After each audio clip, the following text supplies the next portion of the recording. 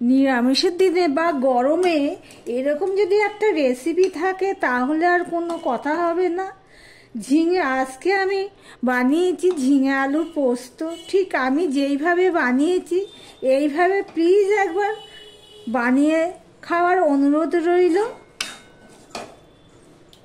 এই দিয়ে পুরো ভাতটাই খাওয়া হয়ে যাবে, এতটাই স্বাদ হয়।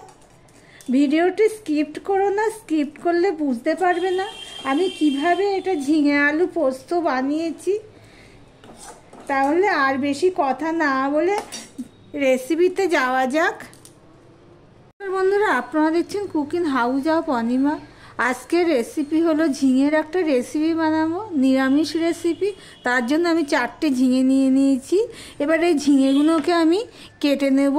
এর সাথে যা যা লাগবে সেগুলোও সব কেটে নিয়ে ফিরে আসছি। দেখতে থাকো বন্ধুরা। দেখতেই পাচ্ছ ঝিঙে আর আলু আমি কেটে নিয়েছি। এই পর্যন্ত যারা ভিডিওটি দেখছো লাইক দিয়ে কন্টিনিউ করো। ঝিঙেগুলো দেখো আমি পাতলা পাতলা করে কেটে নিয়েছি, খোসাটা পুরোটাই আমি ছাড়িয়ে ফেলেছি। আর এখানে আলুটাও আমি ঠিক এইভাবে কেটে নিয়েছি। এবার আমি এগুলো ধুয়ে নেব, ধুয়ে নিয়ে ফিরে আসছি। সঙ্গে থেকো বন্ধুরা। এদিকে দেখো কড়াই বসিয়ে দিয়েছি আর ঝিঙে আলুটা আমি ধুয়ে নিয়েছি, আলুটা আলাদা করে নিয়েছি। এখানে আমি পেঁয়াজ কেটে নিয়েছি আর 2টো নিয়েছি কাঁচা লঙ্কা। এই রান্নাটা আমি করব সর্ষের তেলে। সবার প্রথমে আমি কড়াইটা গরম হয়ে গেছে, এবার আমি দিয়ে দিচ্ছি সর্ষের তেল।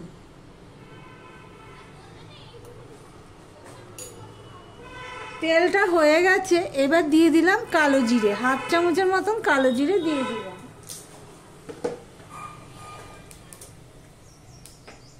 এবার দিয়ে দিচ্ছি পেঁয়াজ। আমার ভিডিওটি যদি ভালো লেগে থাকে প্লিজ লাইক কমেন্ট শেয়ার করে দিও। আর যারা নতুন বন্ধু ভিডিওটি দেখছো এখনো পর্যন্ত সাবস্ক্রাইব করোনি তাদেরকে বলবো সাবস্ক্রাইব করে পাশে থাকার জন্য। আমি 2টো কাঁচা লঙ্কা চিড়ে রেখেছি, সেই 2টো কাঁচা লঙ্কা আমি দিয়ে দিলাম। এই পেঁয়াজটা আমি একটু লাল লাল করেই ভেজে নেব। পেঁয়াজটা দেখো কালার চেঞ্জ হয়ে গেছে, লাল লাল করেই ভেজে নিয়েছি। এবার দিয়ে দিচ্ছি আলুগুলো।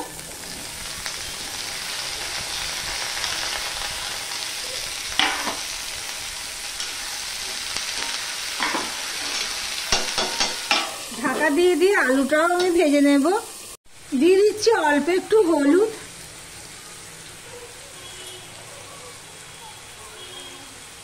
আর দিয়ে দিলাম আলুর পরিমাণে আমি নুন দিয়ে দিচ্ছি। যখন ঝিঙে দেব তখন ঝিঙেটা তো কড়াইতে দিলে অনেকটাই কমে যায়, তারপরে ঝিঙে অনুপাতে আমি নুন দেব। সম্পূর্ণ নুন হলুদটা মিশিয়ে আমি ভাজতে থাকবো।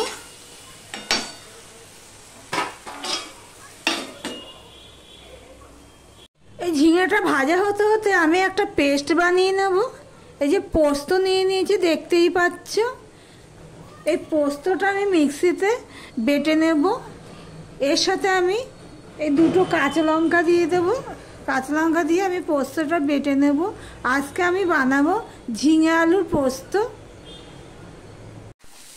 দেখো বন্ধুরা, আলুটা প্রায় ভাজা হয়ে গেছে। ছোট ছোট করে কেটেছি তো সিদ্ধও হয়ে গেছে দেখতেই পাচ্ছ। এবারে আমি এই ঝিঙেগুলো দিয়ে দেব।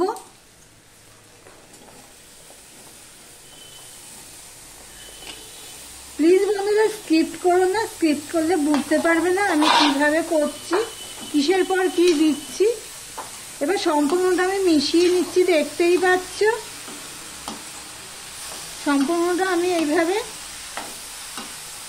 মিশিয়ে দিয়ে গ্যাসের ফ্লেমটা আমি লো করে দেব। লো টু মিডিয়ামে করে দিলাম, দিয়ে আমি ঢাকা দিয়ে দিলাম। ঝিঙেটা আমার হতে থাক। দেখো বন্ধুরা, ঝিঙে থেকে কতটা জল বেরিয়ে গেছে দেখতেই পাচ্ছ, আর ঝিঙেটাও সিদ্ধ হয়ে গেছে। এবার আমি এখানে যে পোস্ত আর কাঁচা লঙ্কা বেটে নিয়েছি সেটা আমি দিয়ে দিচ্ছি।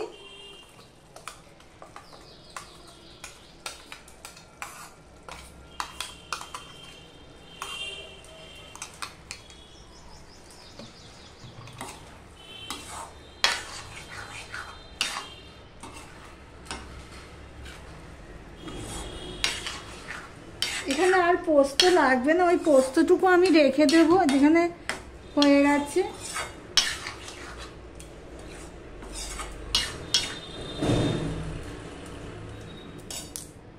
আমি টেস্ট অনুযায়ী আরেকটুখানি নুন দিয়ে দিলাম,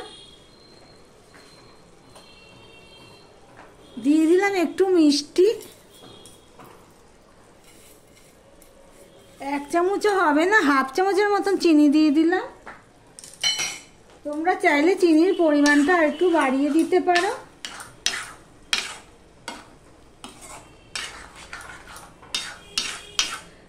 গ্যাসের ফ্লেমটা আমি লো টু মিডিয়ামে রেখে আর একটুখানি ফুটিয়ে নেব, রান্না করে নেব আর কি। আমি 2 মিনিটের মতো রান্না করে নিয়েছি, দেখতেই পাচ্ছ। এর মধ্যে আমি আর একটা জিনিস দেব,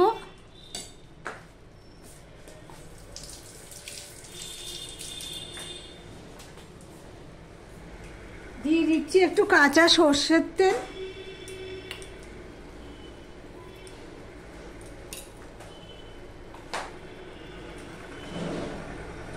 আর দিয়ে দিচ্ছি ধনেপাতা।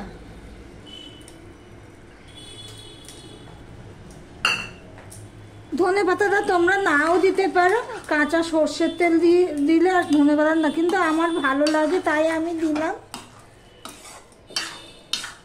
তাহলে আমার ঝিঙে আলুর পোস্ত রেসিপি তোমাদের কেমন লাগলো কমেন্ট করে জানিও। দেখো বন্ধুরা, এই দিয়ে পুরো ভাতটাই খাওয়া হয়ে যাবে, এতটাই ভালো হয়। আর গরমে পেটের পক্ষেও ভালো, গরমের রেসিপিও। নতুন ঝিঙে উঠেছে। এবার আমি গ্যাসটা অফ করে দিলাম আর ভিডিওটা আজকের মতন এখানেই শেষ করলাম।